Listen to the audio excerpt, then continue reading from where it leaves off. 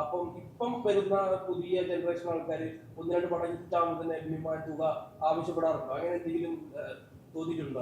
അങ്ങനെ നിങ്ങളൊരു കടയിൽ പോകുമ്പോൾ, ഒരു പലവ്യഞ്ജന കടയിൽ പോകുമ്പോൾ, അവിടെ നിങ്ങൾക്ക് ഇഷ്ടമുള്ള ഒരു വെജിറ്റബിൾ ഇരിപ്പുണ്ട്, വെണ്ടയ്ക്ക, അല്ലെങ്കിൽ അപ്പുറത്ത് ഒരു വഴുതനയ്ക്ക, ഒരു പാവയ്ക്ക ഇരിപ്പുണ്ട്. പാവയ്ക്കയ്ക്ക് ഭയങ്കര വിലയാണ് എന്ന് പറയും. പാവയ്ക്കയ്ക്ക് 100 രൂപ, വഴുതനയ്ക്ക് 20 രൂപ. നിങ്ങൾക്കൊരു ഓപ്ഷനുണ്ട് വഴുതനയ്ക്ക് എടുക്കാൻ. നിങ്ങൾ ആ 100 രൂപയുടെ എടുക്കുന്നുണ്ടെങ്കിൽ ആ പാവയ്ക്കയ്ക്ക് ആ വറുത്തുള്ളതെന്ന് നിങ്ങൾക്ക് തോന്നുന്നുണ്ടല്ലേ?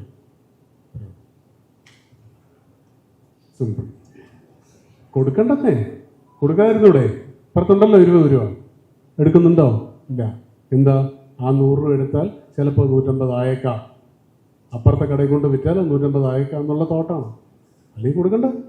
ആരും അവരുടെ വീട്ടിൽ പോയിട്ട് എടാ എനിക്ക് 10 കോടി തടാം എന്ന് പറയുന്നില്ലല്ലോ. അങ്ങോട്ട് ചെല്ലുകയാണ് ചെയ്യുന്നത്. മാറ്റണമെങ്കിൽ ഇത് വേണ്ടെന്ന് പറയണം. നീ പാവയ്ക്ക് എടുക്കോ? ആദ്യം അത് എടുക്കാൻ പഠിക്കും.